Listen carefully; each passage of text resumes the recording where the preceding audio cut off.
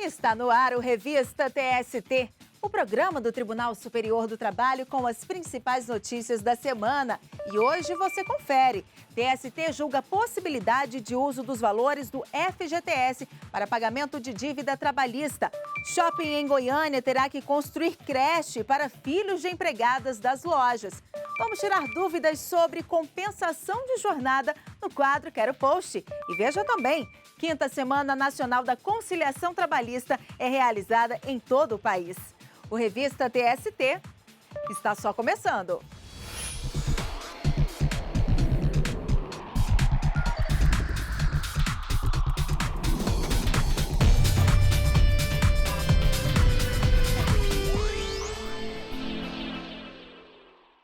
Nós começamos o Revista TST trazendo um caso julgado pela Seção 1 de Dissídios Individuais, responsável por uniformizar a jurisprudência trabalhista. Acompanhe na reportagem. Um técnico escriturário do Banco do Brasil conseguiu na Justiça do Trabalho o direito de acumular um segundo cargo público. Além de bancário, ele é professor da rede estadual de ensino no Piauí. Durante mais de 25 anos, o empregado conciliou os dois empregos. Na Justiça, alegou que a acumulação dos cargos está respaldada pela Constituição Federal. O inciso 16 do artigo 37 diz que é vedada a acumulação remunerada de cargos públicos, mas abre 3 exceções. Uma delas é quando se trata de um cargo de professor e outro técnico ou científico, desde que exista compatibilidade de horários. Na reclamação trabalhista, o empregado comprovou que as jornadas eram compatíveis. Contou que dava aulas de história no período noturno e que na agência bancária cumpria a jornada de 6 horas durante o dia. Em primeiro grau, a sentença foi favorável ao pedido do empregado e foi determinada a nulidade de qualquer processo administrativo que o obrigasse a escolher um dos dois empregos. O Banco do Brasil recorreu ao Tribunal Regional do Trabalho da 22ª Região e sustentou que o cargo de escriturário não se caracterizaria como técnico, tal qual previsto na exceção citada na Constituição Federal. Mas, com base nas atribuições exigidas pelo cargo do bancário, o TRT entendeu que o caso em análise é sim um dos permitidos pela Constituição da República. O caso, então, chegou ao Tribunal Superior do Trabalho. A quinta turma teve entendimento diferente do segundo grau. Considerou que o cargo de escriturário não demanda conhecimento técnico e formação e que, por isso, não poderia se enquadrar no conceito descrito pela Constituição. O empregado recorreu. Na Seção 1 de Dissídios Individuais, a relatora, ministra Maria Cristina Peduzzi, restabeleceu o acórdão do TRT com base na jurisprudência da Corte. É válida a acumulação dos cargos de técnico bancário e professor estadual, porque é inserida na previsão do artigo 37, inciso 16, letra B, da Constituição da República, conforme precedentes desta STI1 e de turmas do TST, aos quais me submeto. A decisão foi unânime. E os ministros da Seção 2 de Dissídios Individuais julgaram a legalidade da utilização de valores do FGTS para quitação de dívidas trabalhistas. A repórter Michele Chiapa acompanhou essa discussão e traz os detalhes para a gente. Olá, Michele. Olá, Ana Amélia. A Caixa Econômica Federal entrou com mandado de segurança na SDI 2. A intenção era impedir o bloqueio de valores do FGTS da sócia de uma empresa com dívidas trabalhistas. Em 2013, a empresária firmou um acordo com 4 empregados na Vara do Trabalho de Paulínia, em São Paulo, comprometendo-se a pagar as parcelas devidas. 3 anos depois, a empresária ofereceu a quitação dos valores com o dinheiro da conta vinculada do FGTS. Em primeiro grau, foi determinada a liberação da verba, levando em conta a natureza alimentar dos créditos trabalhistas.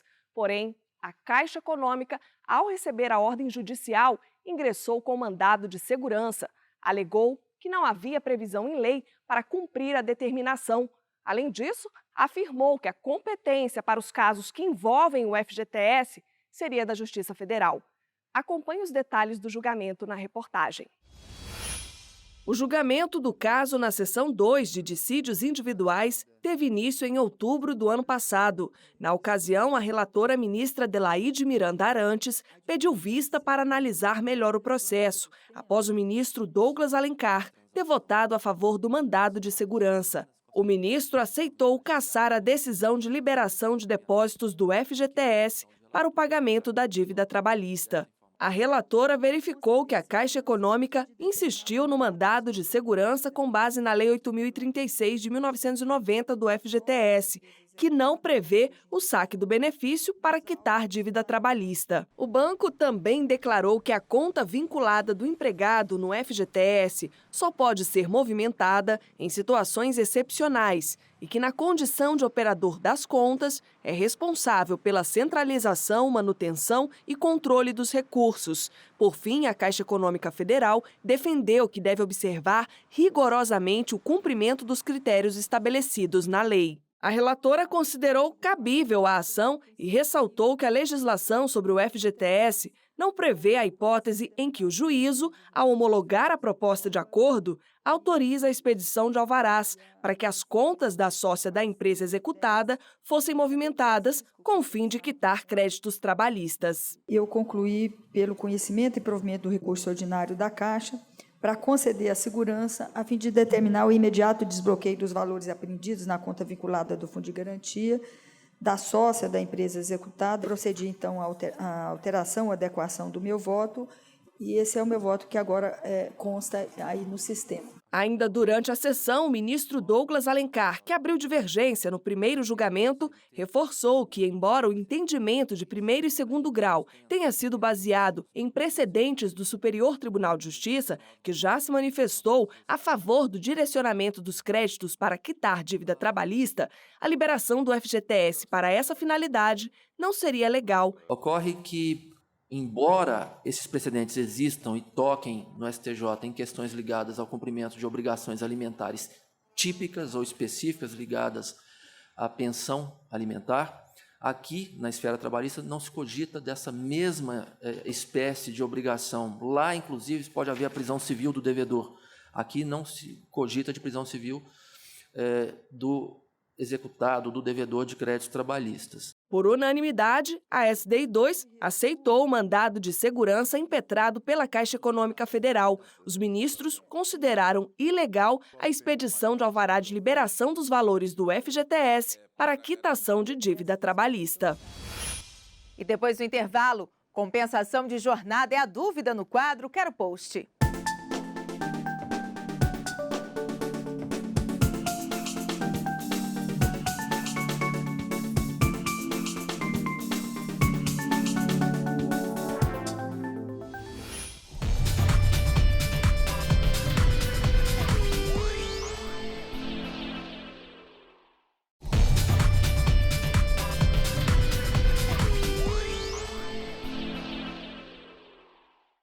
O Revista TST está de volta e vamos conferir casos julgados pelas turmas do tribunal.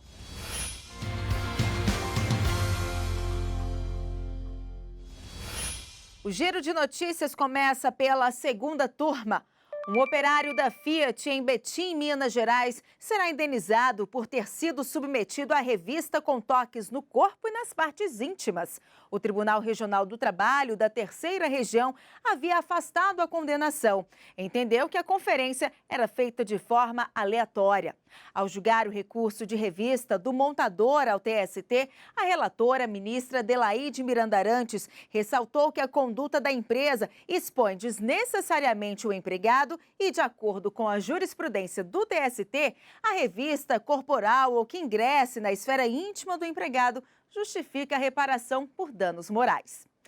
E a oitava turma entendeu que empregadas de supermercado não devem ter preferência em folgas aos domingos. Em vigor desde 1943, a Consolidação das Leis do Trabalho tem um capítulo de proteção do trabalho da mulher. O artigo 386 determina que, se houver trabalho aos domingos, será organizada uma escala de revezamento quinzenal que favoreça o descanso dominical das empregadas, Com base nesse artigo, o Sindicato dos Empregados no Comércio em Florianópolis ajuizou reclamação trabalhista reivindicando que as profissionais tivessem descanso aos domingos a cada 2 semanas.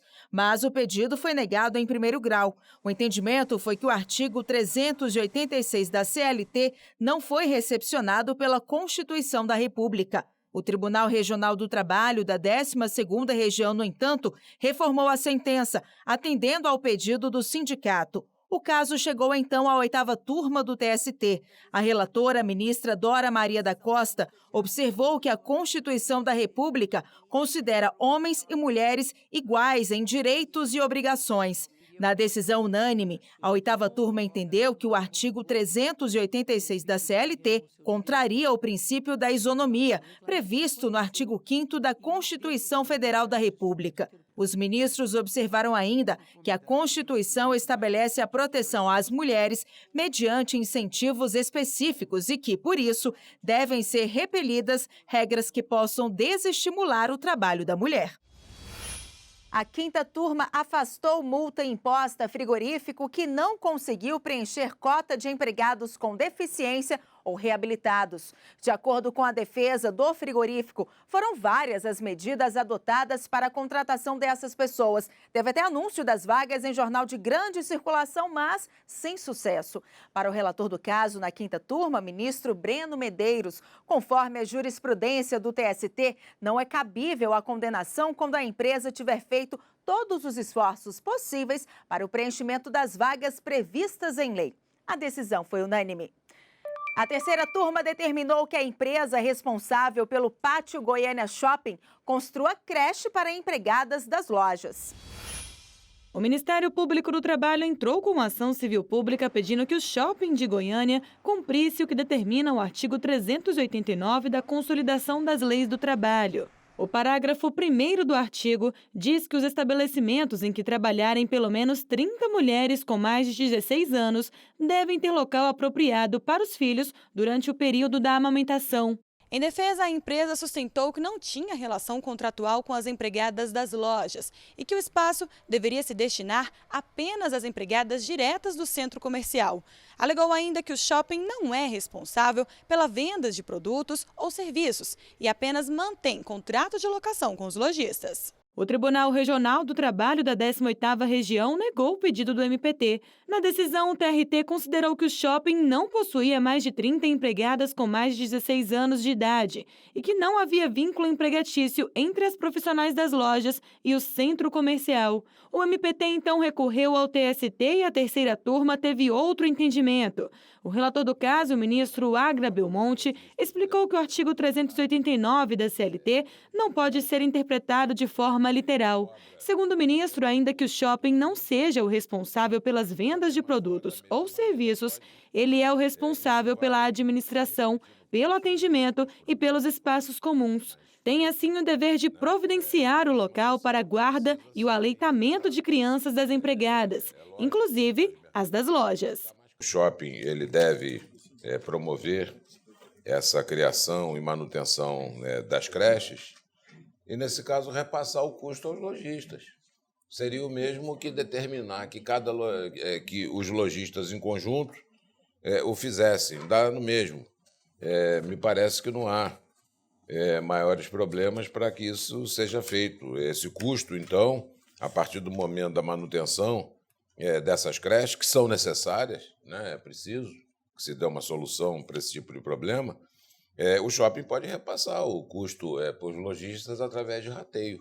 O ministro Alberto Bresciani acompanhou o relator. E aqui, de fato, se cuida de dar efetividade ao artigo 389 da CLT, além das regras constitucionais que protegem os direitos da criança e do adolescente nos microsistemas pertinentes. O ministro Maurício Godinho Delgado teve o mesmo entendimento.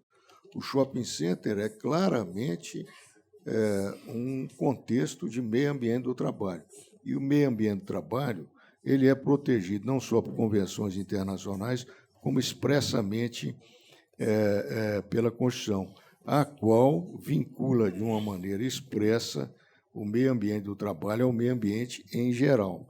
Então, onde trabalham as mulheres, naturalmente que esse fator é um fator fundamental do ponto de vista humano, do ponto de vista de direitos humanos, do ponto de vista de direitos sociais. Dessa forma, ficou decidido que a empresa deve construir o espaço, podendo também suprir a necessidade da obrigação por meio de creches, diretamente ou mediante convênios com outras entidades públicas ou privadas, em regime comunitário ou a cargo de entidades sindicais. A decisão foi unânime.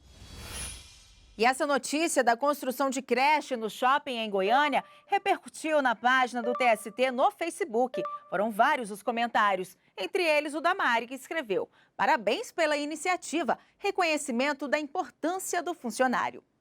E você também pode deixar o seu comentário sobre as notícias do TST na página do Tribunal no Facebook. O endereço é facebook.com/TSTJus. E vamos conferir uma dúvida trabalhista publicada nas redes sociais com a hashtag Quero Post.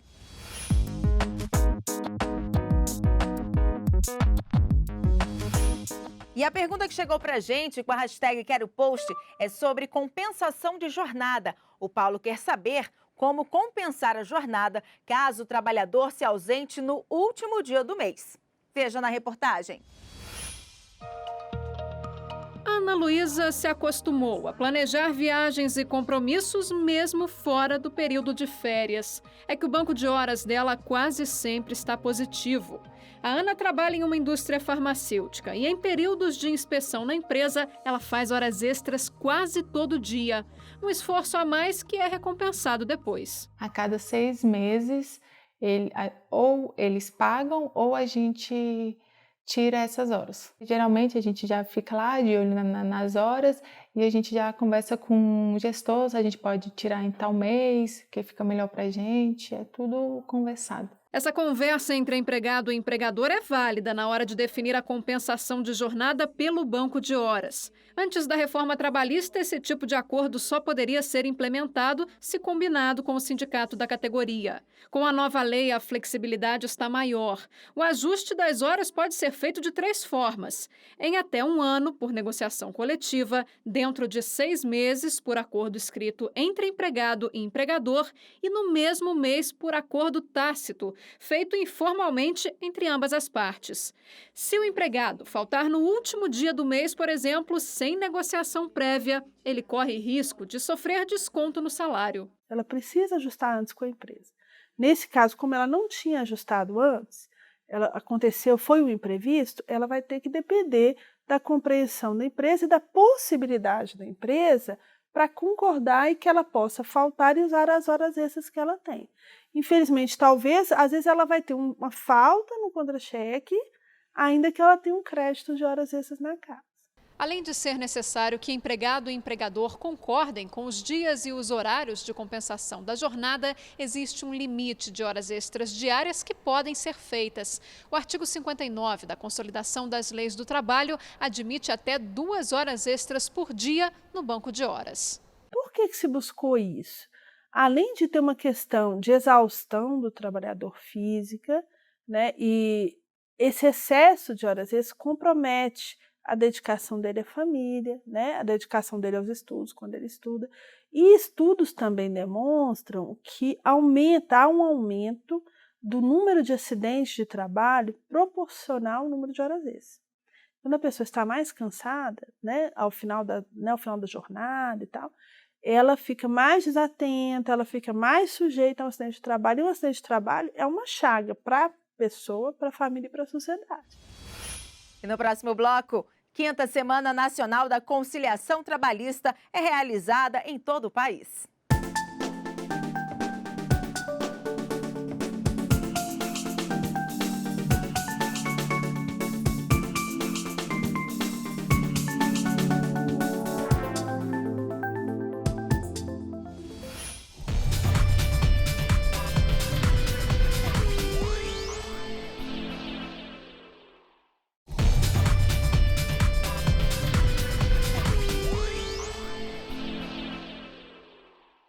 Em todo o país, os tribunais regionais do trabalho participaram da 5ª Semana Nacional da Conciliação Trabalhista.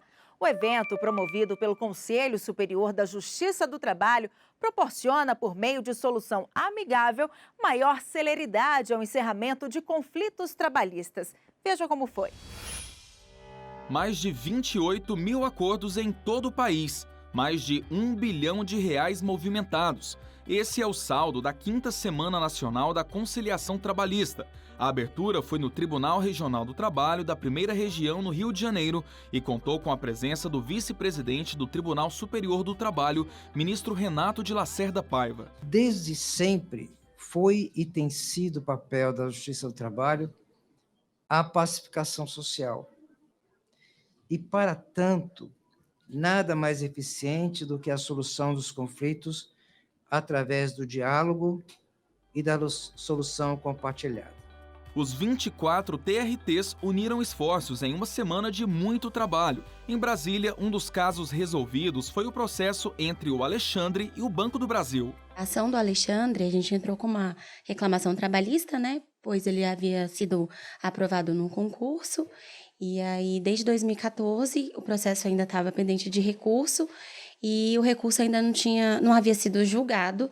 E aí a gente conseguiu, com essa semana de conciliação, resolver esse processo. Tanto a conciliação quanto a mediação, cada dia que passa, é de fato o exercício de justiça e cidadania, né? Ficamos felizes em contribuir para que essa justiça mais séria, seja de fato realizada. A Semana Nacional da Conciliação Trabalhista é promovida pelo Conselho Superior da Justiça do Trabalho em parceria com os Tribunais Regionais do Trabalho. Uma característica das audiências é a agilidade com que os casos geralmente são resolvidos. Somente nas 4 primeiras edições foram mais de 700 mil atendimentos, cerca de 102 mil acordos e uma movimentação financeira superior a R$2 bilhões. Parte dos acordos é realizada nos centros judiciários de métodos consensuais de solução de disputas de cada tribunal. A estrutura física dos Sejusques favorece o consenso, como explica esta juíza do TRT da 10ª Região, que abrange Distrito Federal e Tocantins. Elas são realizadas com a presença de um conciliador, mediador, que necessariamente é um servidor do Tribunal Regional do Trabalho, e também com a presença do magistrado. Esses servidores recebem das escolas judiciais capacitação específica para conciliação e mediação. Então, quando as partes chegam a essas audiências no âmbito dos Sejusques, que existem em todos os tribunais regionais do trabalho, elas já chegam num espaço destinado a propiciar a conciliação. É um espaço muito mais informal, normalmente composto de mesas redondas, em que as partes vão chegar a um ambiente acolhedor e vão se sentir mais acolhidas. Esse ano, a semana também teve como foco os grandes devedores, além da homologação de acordos extrajudiciais e ações envolvendo precatórios e processos que estão em 2º grau. No TRT da 2ª Região, em São Paulo, foram mais de 6 mil processos inscritos. Foi bom para mim. Eu já estava esperando há bastante tempo. Durante o mutirão no TRT da 5ª Região na Bahia, foram realizadas quase 4 mil audiências, tanto na capital quanto no interior. Procuramos o sindicato, que é nosso representante legal, e fizemos registrar uma queixa, e daí começou a rolar o processo, que chegou aqui onde estamos agora, né? Eu creio que todos estão contentes, estão felizes. No TRT da 21ª Região no Rio Grande do Norte, apenas nos 2 primeiros dias, foram movimentados mais de R$10 milhões em homologação de acordos relativos às fases de conhecimento e de execução. A mobilização tomou conta das sedes regionais. Foi assim em Goiás, Mato Grosso, Maranhão, Rio Grande do Sul, Pernambuco, Ceará e Paraíba. Em Campinas, uma equipe do Tribunal Regional do Trabalho da 15ª Região levou o atendimento para a rua. Um TRT Truck estacionado no Lago do Rosário, no centro da cidade, para orientar a população sobre consulta processual, conciliação e funcionamento da Justiça do Trabalho. No TRT da 19ª Região em Alagoas foram concluídas mais de 800 audiências. A unidade é uma das campeãs nacionais no índice de solução de conflitos, com quase 50% dos processos resolvidos. Em todos os TRTs foi possível observar os benefícios proporcionados a empresas e trabalhadores. O Conselho Superior da Justiça do Trabalho divulgou o ranking dos tribunais regionais que realizaram o maior número de conciliações. No grupo dos TRTs de grande porte, a liderança ficou com o Tribunal Regional da 15ª Região em Campinas, seguido pelo TRT da 2ª Região em São Paulo e pelo TRT da 1ª Região no Rio de Janeiro. Entre os TRTs de médio porte, o primeiro lugar ficou com o Tribunal Regional do Trabalho da 5ª Região na Bahia. O segundo lugar ficou com o TRT da 6ª Região em Pernambuco e o terceiro lugar ficou com o TRT da 12ª Região em Santa Catarina. E no grupo dos TRTs de pequeno porte, o destaque ficou com o Tribunal Regional da 22ª Região no Piauí, seguido pelo TRT da 14ª Região, que abrange Rondônia e Acre, e pelo TRT da 16ª Região, no Maranhão. É importante reforçar que a conciliação é possível em qualquer fase do processo. Basta entrar em contato com a Justiça do Trabalho na sua região. E esta edição do Revista TST fica por aqui. Outras notícias do Tribunal Superior do Trabalho você pode conferir no nosso site e nas redes sociais. Muito obrigada pela companhia e até semana que vem.